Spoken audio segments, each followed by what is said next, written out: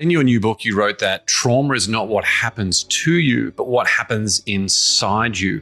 Can you tell us a little bit how two people can go through the same event and interpret it in such different ways in terms of how their life unfolds? Nobody goes through the same event because everybody's got a different nervous system, a different temperament.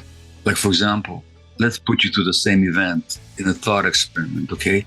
So tap yourself on the shoulder. How much did that hurt? Not at all. Okay.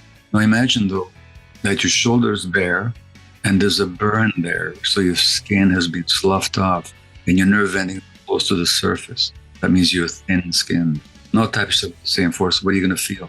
Pain, immense pain. Immense pain, even though externally the event looked the same, didn't it? Well, people are different. So that's the first point. So you can never compare experiences. Number one.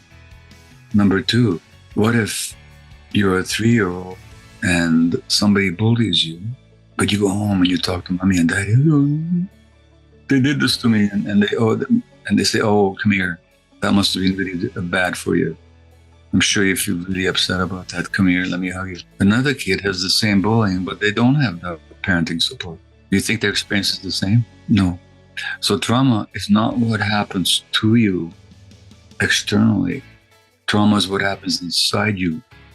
And trauma just means a wound. So I give you these two examples. In the two cases, the same external event happens, but the inner experience is totally different. And so then trauma is then something that happens to us that's difficult and painful, but there's a wound that doesn't heal.